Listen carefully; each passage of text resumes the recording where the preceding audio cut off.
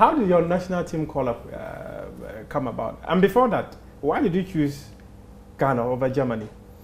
When I was 15, 16, we were all in Duisburg. That's one of the regional technical centers.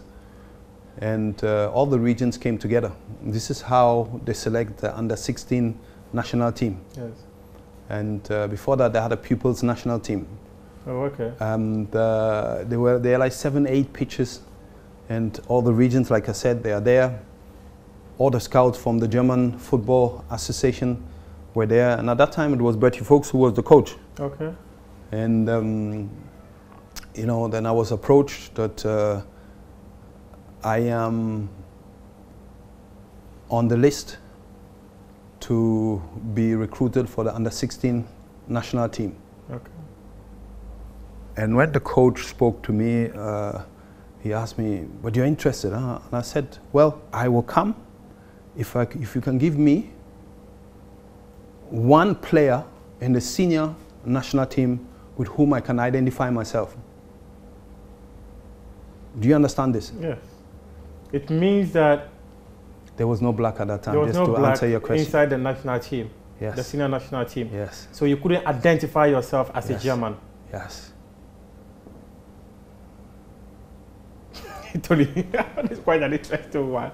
So then you chose to play for Ghana? No, not by then. I didn't choose anything because I was 16. So I continued playing in my youth team, FC Cologne. So you hadn't played for the youth club and not for their youth national team? Exactly. So I played in all the selections, you know, regional selections, etc. West German selection, you know. But then the next step, it never came. Even by then, if I would have played once, I could have never played for Ghana yes. again. But by then, Ghana was not on my mind, to be honest. You see, I was just thinking of playing football. Yeah. And it was once in 86 or 87, Rudi Guttendorf. He was also the Black Star coach. I was playing in Stuttgart. Oh, and okay. He approached me also that I should come and play for Ghana. And then it also didn't happen. You see, today we have international match days. Yes. Back then, it was not like that. It was not there. Especially Africa was not part of their plans. African Cup and qualifiers, you know. So those structures... No, we're not there, that you have a common international day, you see. But then the Europeans, of course, the players could go. Yes. But nobody thought of Africa then. And this is a great reform, you know. So, Ablade Kuma, Nanaya Amaning, Ali Ibrahim, and Richard Now.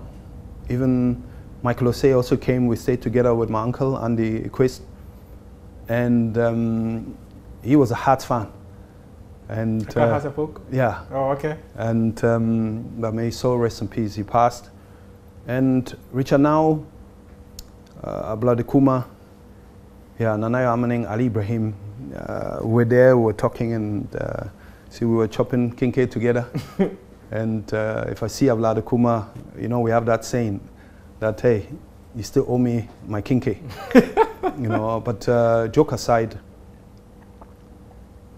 when we're together eating, then one of them said, "Tony, when are you coming to play for Ghana?" And I said, "When the time is right, I'll come. I'll come." Then Bokatsize, you know, you say Bokatsize, yeah, but the Germans say Bokatsize. Oh, okay, okay. He came to Cologne, and he said, at that time I was playing for Fortuna Düsseldorf, but okay. I stayed in Cologne. "I really want you to come and play for Ghana." And I repeated the same sentence. I said, "The boys have already told me, and I promised them when the time is right, I'll come." In the winter period, from December to beginning February, we used to have indoor soccer. Okay. Today they call it futsal. Oh, okay. Okay. But we used to play 5-a-side. It was part of the preparation. Yeah, the 5-a-side. Yeah. We've all played some. Yeah, but indoors, yes, you know? Yes. So Then I asked my club, this is the invitation I have, you know, but then they sent a fax. You see, yes, no electronic yeah. mail, it was a no fax. Email, it was always a fax, yes. And then I said, the time has come. I want to go and play. Yeah, and I will never forget. Anthony Baffoe has arrived, special bed for him. I arrived, and everybody thought I'm tall, yes. but they thought I was such a giant, you know, and I also remember that picture between Ajit Lee and myself, okay. the tallest and the shortest. So I arrived in Winnipeg yes. at 3 a.m. They took me to the bungalow of the coach, yes. where I slept. I got up in the morning and I said, please, where are the players? They said, no, you know, there are mosquitoes and you should stay here and sleep here. And I said, but I want to be with the team. I don't want to stay here. And they said, okay, please, take the bed to the other side. I want to stay with the team. When I arrived, everybody was clapping. And Sabato, Ali Ibrahim, yeah. Nanaya Amaning was not there, but Richard now, they said, we told you, he's a Rasta man. At that time, I didn't have the locks, but yes. they knew the way I was thinking. Yeah. They said, you will never stay there. Your kind of mindset. Yes. So I got there, and then following day, 9 o'clock breakfast. It's 2 minutes to 9. Yeah. You know me and my time. Very time conscious. Yes. I was running to be on time at breakfast. Exactly 9 o'clock, I'm there. And I just said, welcome to Accra, welcome to Ghana. Nobody was there. Oh. Yeah. So you got there and there was no one. No one was there. They said breakfast is at 9. Yeah, no, nobody was there. What time did they come? Oh, they were coming 9:30, 9:40, you know. But I always said, this is not how I'm going to be. Yeah. You know, so I always kept to my time. To your time. Yeah, so that's how I started, and then went to Kumasi on the 13th January. We played the match, when full house. Flying that Yeah. picture is very famous online. Yeah, and it is something which touches me up to today. You don't know the feeling I have when I listen to the national anthem. It's something special. And it was, you know, we won 4-0. Yeah. 4 or 5 minutes to the end, Bokatsis told me, I will substitute you. I want you to get the feeling of the crowd. Yeah. You know. So, and changed me. I had a rousing applause, and till now I have goosebumps. I never regretted to play for Ghana, you know, and there was a guy standing beside the substitute bench. You know, if I would have been a general coordinator, he could have never stand there. But back in the days, everything... Yeah. There was so much freedom. Yeah, yes. There was so much freedom. I took the flag and I did the lap of honor. That symbolic picture has gone through generations. Yeah. When I spoke to Stephen Appiah, Matthew Amwa, Michael Eisen, Sule, they said, we remember you when you came to play for Ghana with the flag. Time. Ibrahim Tanko even told me, he showed me, he was there, right, sitting there in the crowd. You see, wow. Same like Yusuf, yeah. Chipsa, you know, and it is something very, very special. And I've never regretted to play for Mother Ghana. How would you describe your national team career? Well, I played roughly 20-something games.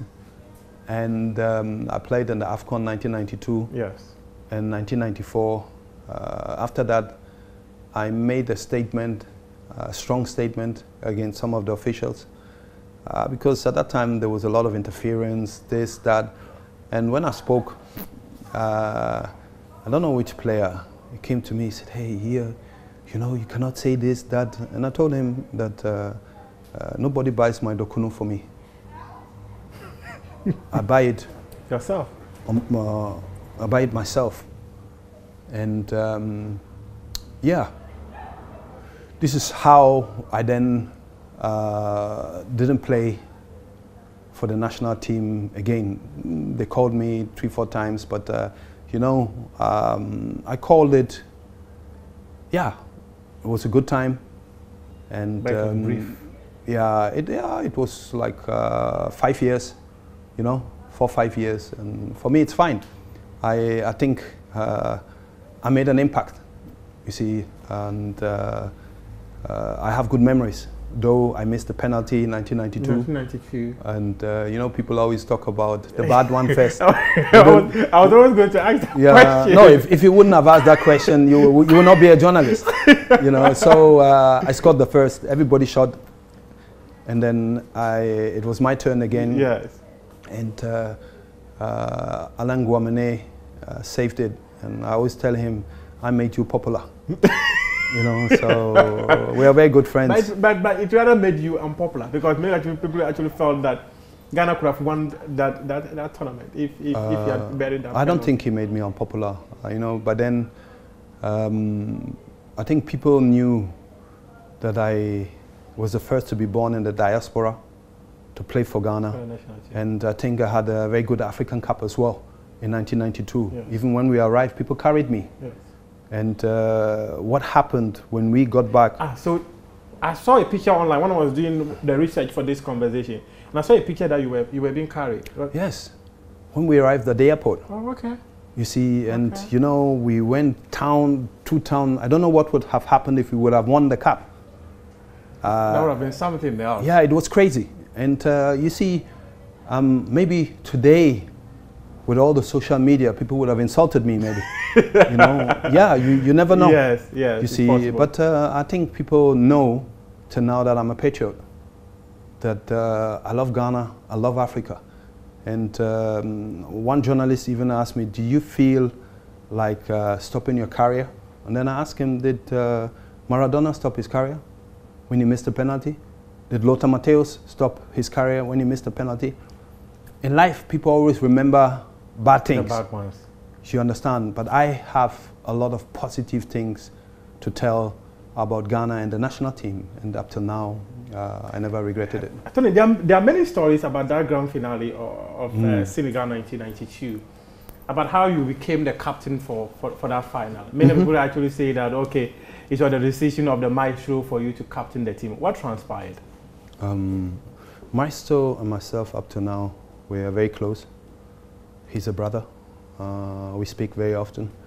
We shared one big bet together in the national team. Okay, so you were his roommate? Yeah, we were his roommate. Oh, okay. And you see, a lot of people speak about things they don't know.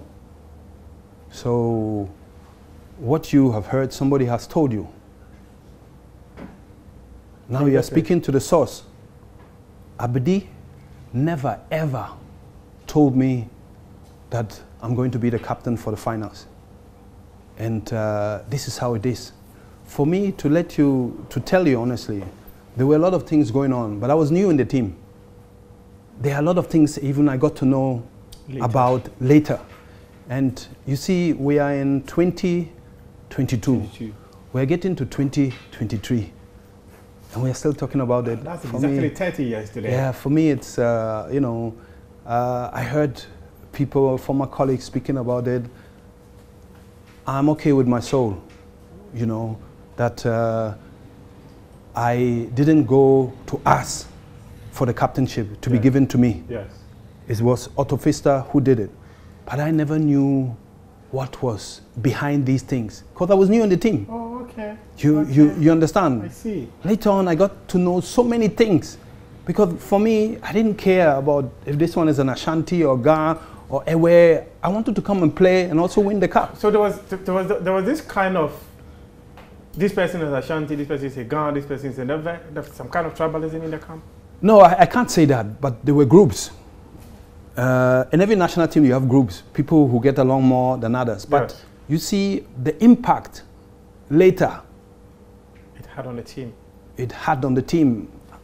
I didn't know the sources, the depth behind all this, you see, because it was just an innocent player, absolutely, within the team. You know, and that's why also even when people always bring it up, it's 30 years ago, For me, it's quite weird. Yeah, it's weird.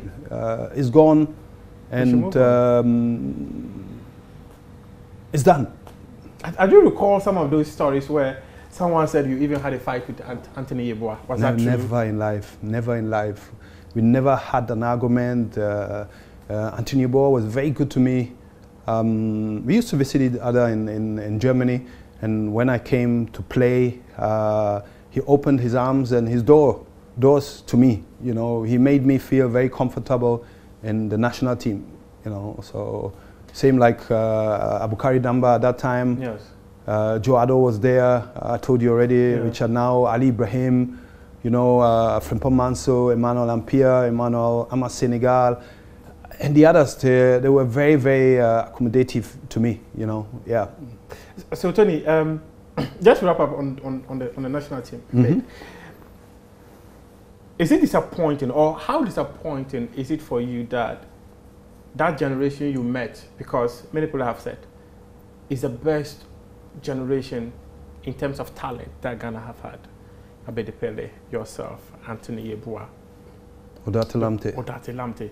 Ali Ibrahim. They were never able to qualify for the FIFA World Cup. Stanley Abora, Prince Polly. Yeah, I think the last bit of everything is team spirit. And the way we beat Nigeria in the semi-finals, the spirit was very, very high. And later, it was sad. This is what I heard also, that the captainship matter damped the spirit of the team. The spirit of the team.